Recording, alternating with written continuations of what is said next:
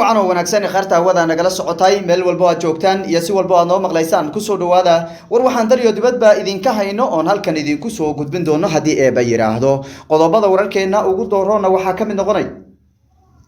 dagaaladii ka socday dalka Ukraine iyo xaaladdu goobihii ay ku dambeeyeen iyo Ruushka oo ku baaqay xabad joojin hal dhinac isagoo sheegay in dagaalku uu gabagabay yahay isla markaana oo ku baaqay in hadda ciidamadiisa ay joojinayaan howlgallada ay ka wadaan dalka Ukraine wuxuu sidoo kale Ruushku uu sheegay in gacan ku haynta magaalooyinkii ugu muhiimsanaa ee duulaanka uu la rabay inuu hadda uu gacantiisa ku dhigay waxaad sidoo kale warkeena kaga bogan doontaan shirkadda Meta ee dalka Ruushka ka howlgasho oo shaqo joojin uu ku sameeyay isagoo arintaasi qodobo dhowr ah ku saleeyay sidoo kale waxaan idin soo gudbin doonaa dagaaladii ka socday dalka Itoobiya iyo goobihii ay ku dambeeyeen iyo dhammaan xaaladaha ka taagan dalka Itoobiya maamulka axmaarada oo xubno sare oo maamulka axmaarada ka tirsan ayaa ku eedeeyay xubnaha dhexe guddiga dhexe ee xisbiga barwaaqo ee ka soo jeeda axmaarada inay sameeyeen musuqmaasuq weyn iyagoo ku eedeeyay in 100,000 oo lacag ay qaybsadeen dhinaca kale ra'iisul wasaaraha dalka Itoobiya ayaa sheegay in tallaabo uu ka qaadi doono cid walba oo lagu soo eedeeyo in ay musuqmaasuq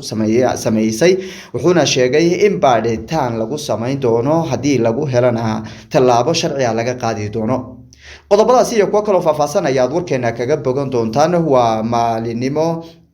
sabti ah taariikhduna ay ku beegan tahay 5 bisha 3 2022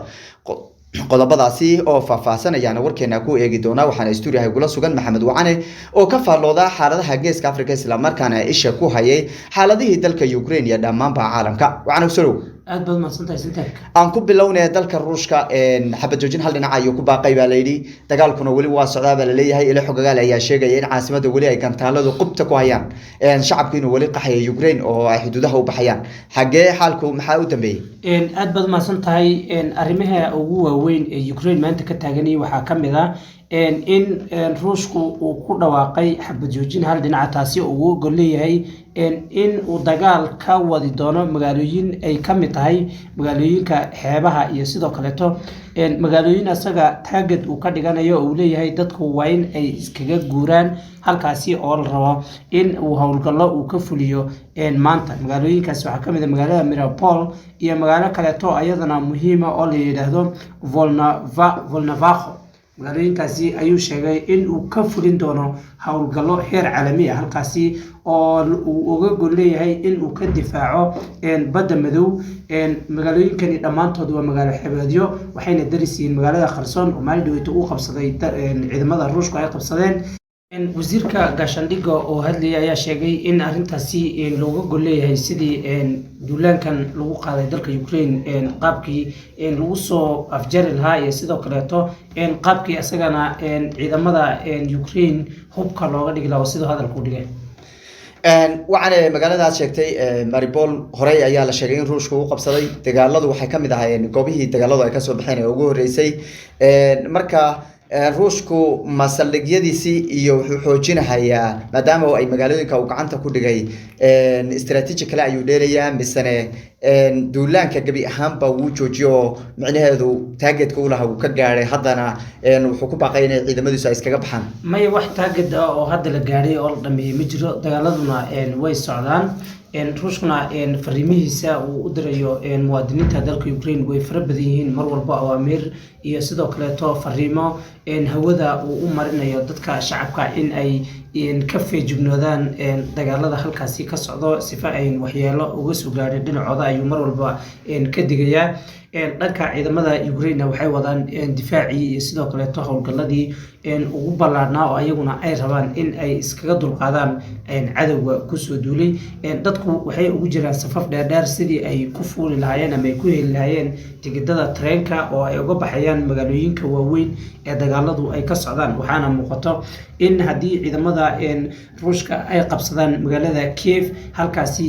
dadku ay ku go'doomayaan oo wadadii tareenka isku xidhaysay magaaladaasi iyo sidoo kale xuduudda dalka Poland ay adkaanayso sidii looga baxo arrintaasi ayana dadka intooda badan ay ku howlan yihiin qaabkii ay mar uga farabaxsan lahaayeen magaalada caasimadda iyo sidoo kale magaalooyinkaasi kor u socdo dhinaca kale ruushka waxaa isagana la sheegay in sidoo kaleeto gaaskii dalkiisa ka yaalay inuu qaaday oo uu u qaadayo dalalka Yurub uu geynayo waa gaaska dabiiciga arrintaasi maxaa looga goleeyahay arrintaasi ruushka cunaqabatayn baan ayaa lagu soo rogay oo wadamo fara badan oo Yurub ka tirsan ay ku soo rogeen hadda waxaa laga arki karaa in hataa ruushka dhaqaalihiisa hoos uu u dhacay sida ay sheegtay hay'adda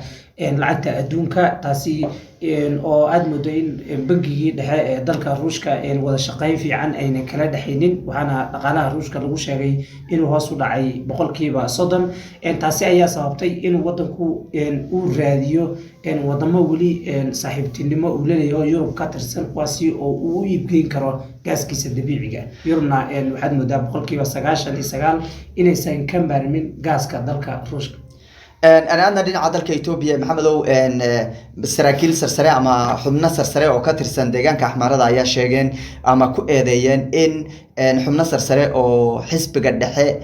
تلاذا هي برواق وأمة تلادجان كحمارة ضايعين دعين أما أي سميان مسوق ما سوق يجوا ولا شيئين قيب سدين ملايين العجعة أو دجان كحمارة ضاولها إن محيط هي إذا ما هسي محاسة كسو أديه إن ماذا حلي ودجالدينا أي سعودان وطن كنا وكرايسيس كجرو xisbiga barwaaqo laantiisa deegaanka axmaarada ayaa lagu soo eedeeyay inay lunsadeen lacago gaarayo 8 milyan iyo 900 oo lacagta birta ee dalka Ethiopia waxayna ka koomayeen xubnahan 15 xubnood oo iskugu jiro maaliyadda iyo sidoo kale qaybta dhaqaale aruurinta qaybta siyaasadda ee xisbiga barwaaqo dhamaantoodna waxaa la sheegayaa in dambiye kala duwan ay kala galeen waxaana hadda la sheegayaa in madaxii maaliyadda ee xisbiga barwaaqo laantiisa gobolka axmaarada la soo qabtay asagoo ka bixi rabo wadanka sida ay sheegeen lamaha amaanka ee deegaanka axmaarada waxaana hadda 15 kaasi eedeyntoodu loo gudbiyay ama yani kiiskooda loo gudbiyay xisbiga laantiisa sare ee golaha dhexe waxaana la sheegayaa in haddii musuqmaasuqa lagu soo eedeeyay ay dhab noqoto in ay la kulmi doonaan ciqaabta ay mudan yihiin dhinaca kale dagaaladii xaggee ku dambeeyeen dagaalada ka socda oo dalka Ethiopia maalmihii ugu dambeysay waxaa jiray in kooxaha isku aruursanayo deegaanka Oromia ee ku dagaalamaya iyaguna in ay qabsadaan deegaamo aad u tiro badan